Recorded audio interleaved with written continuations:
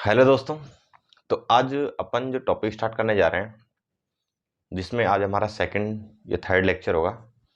तो इसके अंदर अपन इसके पहले अपन ने डिस्कस कर लिया है प्रेजेंट इंडेफिनिट टेंस, कंप्लीटली अच्छे से डिस्कस कर लिया है। और इसके बाद में अपन डिस्कस करेंगे प्रेजेंट कंटिन्यूअस टेंस के बारे में बात करेंगे आज। पहले प्रेजेंट इंडेफिनिट टेंस रिवाइज कर लेते हैं, इसके बाद स्टार्ट करेंगे continuous tense. Subject plus main verb की फर्स्ट फॉर्म,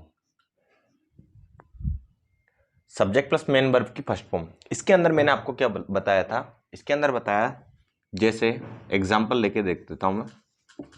सब्जेक्ट जैसे मैंने लिया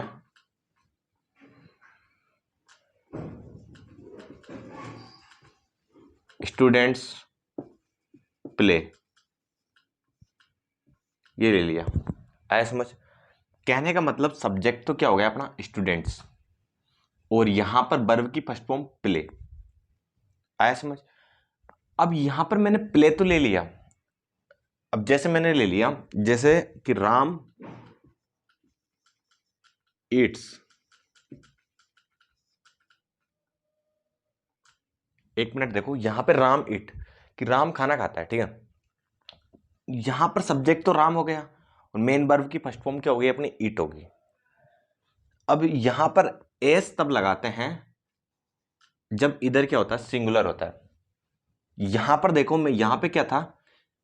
प्ले। अब यहां पे प्लेज लगाता तो क्या होता कि यहां पर एस ऑलरेडी है, स्टूडेंट्स यहां पे क्या है? प्लूरल, तो इसलिए मैंने एस नहीं लगाया। यहां पर क्या है? सिंगुलर, तो इसलिए एस लगा दिया। तो सब्जेक्ट प्लस मेन वर्ब की फर्स्ट फॉर्म। क्लियर हो गया? जो सेकंड रूल था अपना आइडेंटिफिकेशन का, वो क्या था? Subject plus is am are के साथ क्या था?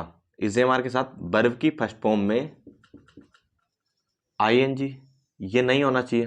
प्रेजेंट इंडेफिनिट की ये एक तरह से आइडेंटिफिकेशन थी। थर्ड, इसको चेक करने के लिए मैंने बताया था आपको, एग्जांपल ले लेते हैं। आई एम ए टीचर, ये बताया था मैंने एग्जांपल। कहने का मतलब सब्जेक्ट तो क्या हो गया? आई, मतलब मैं क्या हूं? मैं क्या हूं? तो मैं क्या हूं, ये एक तरह से टीचर हूं। तो यहां पर क्या हुआ? आई क्या शो कर रहा है? मैं क्या हूं, मतलब मैं क्या, वो अपने आप की आइडेंटिटी देना चाह रहा है। तो मैं क्या हूं, यहां पे आई क्या शो कर रहा है? एक तरह से सब्जेक्ट शो कर रहा है। एम, एम आ गया। अब यहां पर ऐसे, जैसे मैं एक और एग्जांपल लेता हूं, जैसे ये ले लिया मैंने, I am teaching, I am a teacher, I am teaching, ठीक है। तो ये रॉन्ग हो जाएगा सेंटेंस, क्योंकि एम के बाद वर्ब की फर्स्ट फॉर्म के साथ आईएनजी लगा हुआ है। तो ये सेंटेंस प्रेजेंट इंडेफिनिट को शो नहीं कर रहा। यहां पर वर्ब की फर्स्ट फॉर्म ओनली सिंगल लिखी हुई है, आईएनजी नहीं लगा। तो ये सेंटेंस किसको शो करेगा? प्रेजेंट इंडेफिनिट टेंस को। क्लियर हुआ? Second rule. थर्ड रूल मैंने क्या बताया था? सब्जेक्ट के साथ हैज, हैव हो सकता है, प्लस वर्ब की थर्ड फॉर्म नहीं होनी चाहिए। बात समझे? जैसे, और लास्ट मैंने क्या बताया था कि टाइम, और जो अपने मतलब कि एक तरह से डू और डज बताया था। यहां पे तो मैंने डू और डज का यूज कहां करना है? नेगेटिव सेंटेंस के लिए, और जो मतलब अपन क्वेश्चन मार्क करते हैं ना, तो क्वेश्चन वगैरह के लिए तो अपन डू और डज का यूज कर सकते हैं। जैसे मैंने बताया था कि सब्जेक्ट प्लस डू और डज में से, और यहां पर नोट लगा देंगे और लिख देंगे वर्ब की फर्स्ट फॉर्म। ये बताया था मैंने कल। तो मुझे लगता है मैंने अच्छे तरीके से आपको एक्सप्लेन किया था और आपको समझ आया होगा, ठीक। और जबकि क्वेश्चन मार्क के लिए इसको पहले लिख देंगे, जैसे सब्जेक्ट के पहले क्या लिख देंगे? डू और डज। आया समझ? और वर्ब की फर्स्ट फॉर्म। तो ये चार आइडेंटिफिकेशन मैंने आपको बताई थी। इसके अपन एग्जाम्पल करेंगे जब अपन कंटिन्यूअस टेंस पढ़ेंगे, तब आपको और अच्छे से क्लियर होगा। कैसे? जैसे आप देखेंगे इसमें मैं मिटा देता हूं। ये तो अपना क्या था, प्रेजेंट इंडेफिनिट टेंस का मैंने कल आपको आइडेंटिफिकेशन करना बता दिया था, तो ये रूल आपको ऐसे कैसे ध्यान होना चाहिए। अब इसके पहले अपन, जैसे मैंने इसका यूज बताए थे आपको, यूज में क्या बताया था प्रेजेंट इंडेफिनिट टेंस में, कि एक तो ये परमानेंट काम के लिए हो सकता है, कोई डेली काम, जो भी काम कर रहा है। ऐसे यहां पे बताया था मैंने कि जो भी काम फ्रिक्वेंटली होते हैं। सेकंड, थर्ड में जो मैंने काम बताया था आपको कि ये तो फ्रिक्वेंटली, ये फैक्टर रिलेटेड जो भी काम होते हैं, कि भाई मछली जल में रहती है, ये एग्जांपल दिया था। वाटर 100 डिग्री सेल्सियस पर बॉईल होता है। सोलर एक्लिप्स का एग्जांपल दिया था, कि ये मतलब कि फैक्ट रिलेटेड हो गया। टाइम शेड्यूल से रिलेटेड भी मैंने आपको यूज बताए थे। जो आज प्रेजेंट कंटिन्यूअस टेंस की अपन बात करेंगे, प्रेजेंट कंटिन्यूअस टेंस में होता क्या है कि यहां पर होने वाले काम फ्रिक्वेंटली और फैक्ट और टाइम शेड्यूल ये सब में यूज होता है। जबकि प्रेजेंट कंटिन्यूअस की बात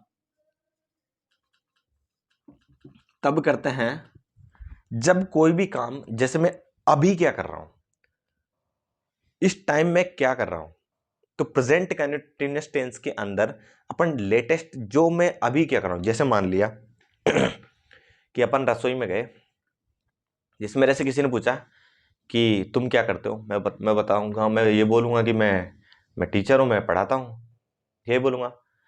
सपोज किया कि कोई बंदा आया और मैं चला गया रसोई में, और मान लिया कि मैं बर्तन धो रहा हूँ, फिर बर्तन धो रहा हूँ, अपने प्लेट साफ कर रहा हूँ, और कोई बंदा आया और पूछा कि तुम क्या करते हो, तो मैं ये थोड़ी ना बोलूंगा कि मैं बर्तन धोता हूँ है समझ। तो मैं यही बोलूंगा कि हाँ मैं पढ़ाता हूँ।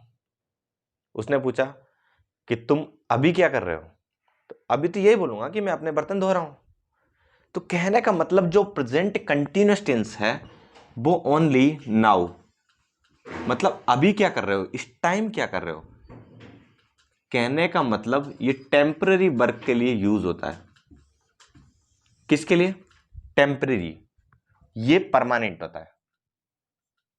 आया समझ? तो प्रेजेंट कंटिन्यूअस के बारे में आप समझ में आया होगा थोड़ा बहुत, कि ये एक तरह से अभी, जो अभी लेटेस्ट में अपन क्या कर रहे हैं उस चीज के लिए अपन यूज लेते हैं प्रेजेंट कंटिन्यूअस टेंस को। तो इससे रिलेटेड और अपन और देख लेते हैं इसमें, जैसे टेम्पररी के साथ साथ अपन ये बोल सकते हैं कि गोइंग ऑन। गोइंग ऑन मतलब कि इस टाइम अपन क्या कर रहे हैं, यही तो है एक तरह से, कि अपन इस टाइम कहाँ जा रहे हैं, इस टाइम जिस टाइम अपन जा रहे हैं उसी टाइम की, ये नहीं कि अपन पहले और बाद का पता नहीं, जस्ट अभी की। तो गोइंग ऑन हो गया। कहने का मतलब इनकम्प्लीट होगा। ये तो कंटिन्यूअसली चल रहे हैं ना भाई, परमानेंट हो गया। और ये मतलब फ्रिक्वेंटली, जैसे इनकम्प्लीट। इनकम्प्लीट कहने का मतलब कि अभी काम कंप्लीट नहीं है, बस जस्ट अपन कर रहे हैं काम, जिस काम को कर रहे हैं कंप्लीट नहीं है, काम इनकम्प्लीट है। यार मान ले कि मैंने बोला कि यार मैं पढ़ा रहा हूं, तो जस्ट अभी क्या कर रहा हूं, मैं पढ़ा रहा हूं ना, तो एक तरह से काम कंप्लीट थोड़ी ना, पढ़ रहा हूं ना, पढ़ा रहा हूं। तो कहने का मतलब आपको ये ध्यान रखना है प्रेजेंट कंटिन्यूअस को पहचानने के लिए, कि जस्ट अभी मैं क्या कर रहा हूं। क्लियर हुआ? आपको कुछ एग्जाम्पल देके मैं बताता हूं कि आपको कैसे क्या रखना है और कैसे वर्ड वहां पे इस्तेमाल होते हैं जैसे इसको मिटा देता हूं मैं, कि भाई प्रेजेंट कंटिन्यूअस टेंस की आप डायरेक्टली मतलब सेंटेंस को देखकर कैसे पहचानेंगे। तो उसके लिए कुछ वर्ड्स होते हैं, जैसे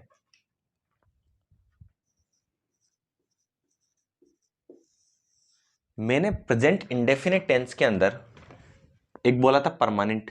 यूज किसका? परमानेंट। जैसे कुछ वर्ड होते हैं, जैसे मैं लिख देता हूं कुछ वर्ड्स परमानेंट के लिए, कुछ वर्ड आएंगे आपके पास। क्या वर्ड आएंगे? एक तो ऑलवेज, सेंटेंस के अंदर ऑलवेज ये लिखा होगा, यह लिखा होगा ऑफन,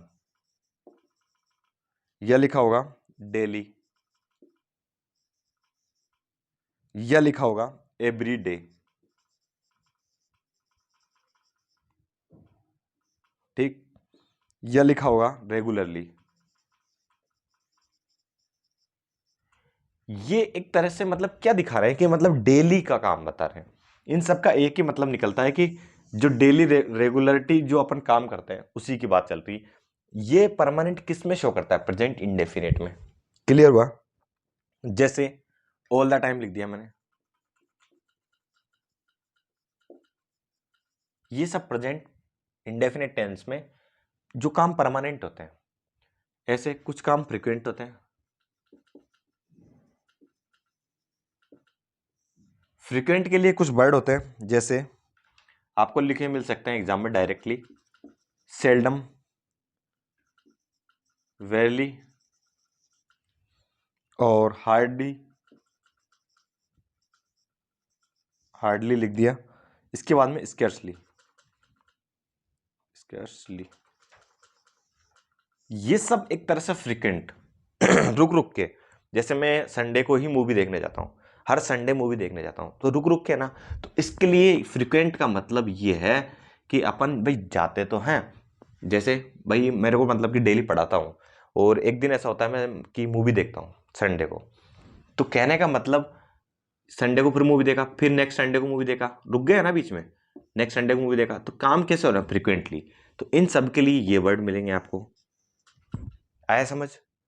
तो ये दोनों चीज परमानेंट और फ्रीक्वेंट जो एक्शन होते हैं वो किस टेंस की पहचान है? प्रेजेंट इंडेफिनिट टेंस की। अब ठीक है भाई, प्रेजेंट इंडेफिनिट टेंस की ये तो पहचान बता दी आपने, तो प्रेजेंट कंटिन्यूअस के लिए क्या मिलेगा आपको? तो प्रेजेंट कंटिन्यूअस टेंस जो होगा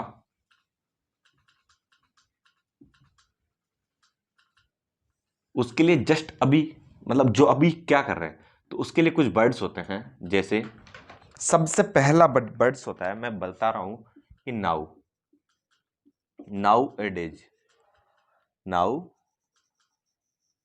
डेज। जिसके बाद में होता है एट द मोमेंट, इस टाइम क्या कर रहे हैं? दिस मिनट, सेकेंड,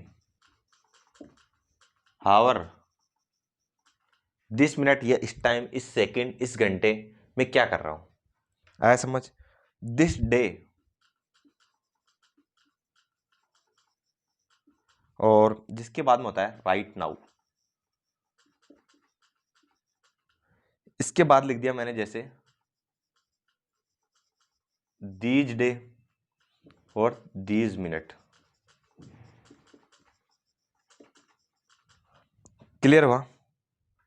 तो ये सेंटेंस आपको ये वर्ड एक्सप्लेन करते हैं, प्रेजेंट कंटिन्यूअस टेंस के लिए होते हैं ये आइडेंटिफिकेशन मानो या वर्ड्स मानो। तो प्रेजेंट कंटिन्यूअस टेंस में आपको सेंटेंस के अंदर ये सब मिलेगा। इसके लिए कुछ एग्जांपल करते हैं जो प्रीवियस ईयर्स में पूछा है, इससे रिलेटेड प्रीवियस ईयर्स में क्वेश्चन आया था, किसमें? आईपीएस एफओ में। अब वो देखते हैं अपन कैसा क्वेश्चन था, तो उसके रिगार्डिंग मैं मिटा देता हूं इसको। बहुत इजी था, इसको यूज लिया गया था। वो कैसे पूछा था क्वेश्चन देखते हैं, बस पहचानना आना चाहिए आपको कैसा क्वेश्चन था आपका। मैं इसको मिटा देता हूं।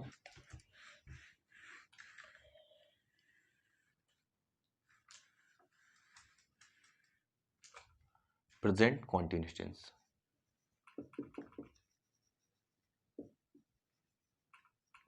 ठीक है। क्वेश्चन था कि every Sunday, every Sunday the ice cream,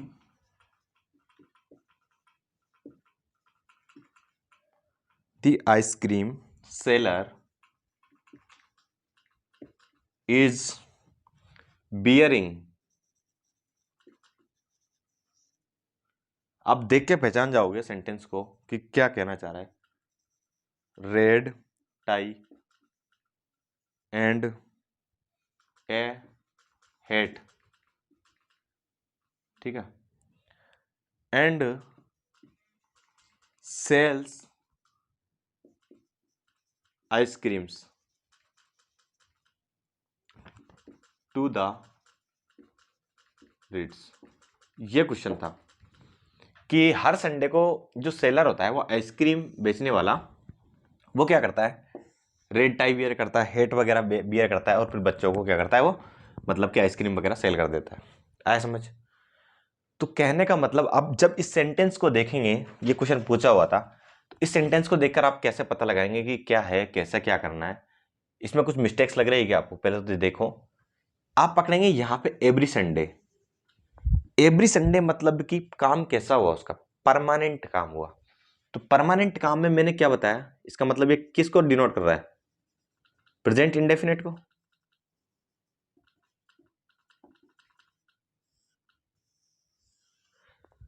है समझ? जो सेलर है एक तरह से अपना क्या है, सब्जेक्ट इज, इसके बाद में बियरिंग लिखा हुआ है। मैंने आपको ध्यान हो सेकंड रूल क्या बताया था प्रेजेंट इंडेफिनिट टेंस में, कि subject plus is am are verb की फर्स्ट फॉर्म के साथ आईएनजी, ये नहीं होना चाहिए प्रेजेंट इंडेफिनिट टेंस के अंदर। यहां पर सब्जेक्ट प्लस इज, इसके बाद में वर्ब की फर्स्ट फॉर्म के साथ क्या लगा हुआ है? आईएनजी। तो क्या हो गया? मिस्टेक हो गया ना, एक तरह से मिस्टेक हो गया। तो अब ये एक तरह से प्रेजेंट इंडेफिनिट होना चाहिए। तो प्रेजेंट इंडेफिनिट बनाने के लिए अपन इसको क्या कर सकते हैं कि सेलर तो ठीक है, इज को यहां इज भी रहने दो, कोई दिक्कत नहीं है, पर वर्ब की फर्स्ट फॉर्म के साथ आईएनजी नहीं होना चाहिए। तो यहां पे बियर कर दो। आया समझ? आईएनजी नहीं लगना चाहिए। तो सब यहां पे सॉरी, जैसे इज एम आर तक बता दिया मैंने, वर्ब की फर्स्ट फॉर्म के साथ आईएनजी नहीं होना चाहिए। तो आप डायरेक्ट लिख दो ना कि रूल क्या था, first subject plus main verb की फर्स्ट फॉर्म, ऐसे लिख दो डायरेक्ट। तो इज एम आर की तो आपको जरूरत ही नहीं पड़ेगी ना। ये लो सेलर, डायरेक्ट बियर आ जाएगा। आया समझ? सब्जेक्ट प्लस मेन वर्ब की फर्स्ट फॉर्म, ये लो आईएनजी हटा दो, तो हो गया ना, सेंटेंस करेक्ट हो गया ना, प्रेजेंट इंडेफिनिट टेंस में बन गया है। तो क्लियर हुआ? तो ये मुझे लगता है ये वाला जो क्वेश्चन था ये आपको क्लियर हो गया होगा एक तरह से। इसके बाद जो नेक्स्ट क्वेश्चन था, मैंने बेहतरीन तरीके से इसको एक्सप्लेन कर दिया आपको, एक बार वो देख लो। एवरी संडे क्या काम है? प्रेजेंट इंडेफिनिट टेंस में मैंने यूज बताया था कि ये परमानेंट काम है। वो हर संडे, परमानेंट नहीं मतलब हर संडे, एवरी संडे एक तरह से फ्रीक्वेंट हो गया ना एक तरह से। भाई बीच में तो वो गैप ले रहा है ना, सॉरी परमानेंट नहीं इसको बोल सकते हैं, अपन फ्रीक्वेंट बोल सकते हैं। कैसा बोल सकते हैं? फ्रीक्वेंट। कहने का मतलब जैसे संडे आया, फिर संडे आया, फिर संडे आया, मतलब हर संडे को गैप लग रहा है ना बीच में। तो फ्रीक्वेंट काम भी किस में आते हैं? अपने प्रेजेंट इंडेफिनिट में तो आते हैं। और मैंने बताया कि यहां पर इजेएमआर के साथ आईएनजी नहीं आएगा, यहां पर इजेएमआर के साथ आईएनजी दे रखा था। तो ये एक तरह से मिस्टेक हो गया ना, फिर तो सेंटेंस ही गड़बड़ हो गया। या तो इसको प्रेजेंट इंडेफिनिट बनाने के लिए मुझे क्या करना पड़ेगा, सब्जेक्ट प्लस मेन वर्ब की फर्स्ट फॉर्म लगा दो, सब्जेक्ट सेलर हो गया, और क्या नाम है बियर, बियरिंग के आईएनजी हटा दो, बियर लगा दो। तो मुझे लगता है बेहतरीन तरीके से। इसके अलावा चलो एक और नेक्स्ट एग्जांपल ले लेते हैं, तब और अच्छे से क्लियर होगा। नेक्स्ट एग्जांपल में अपन देखेंगे, जैसे एक और क्वेश्चन है, बहुत ही जबरदस्त क्वेश्चन है। The junction of any public sector enterprises is lethargic and usually one is observing lack of interest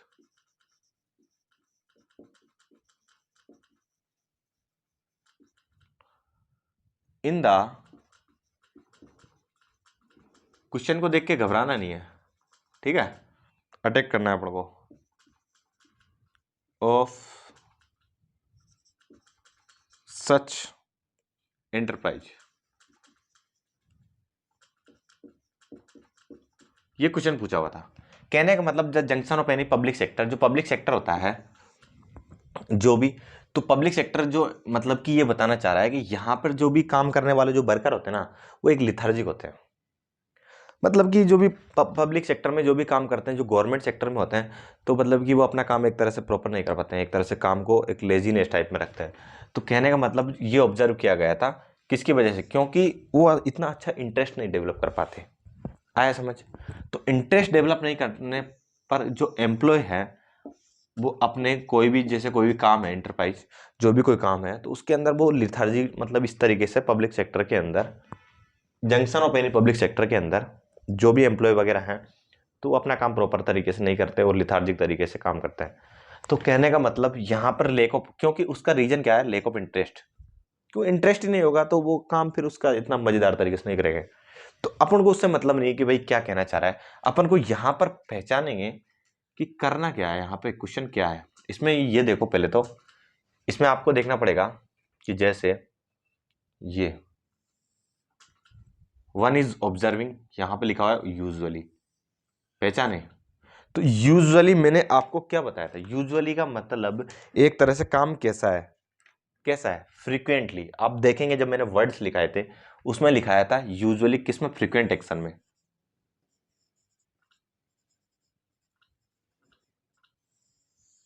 कैसा? फ्रीक्वेंट एक्शन में। और यहां पर बन क्या हो गया? सब्जेक्ट इज और इसके साथ आईएनजी फिर लग गया, वही रूल हो गया।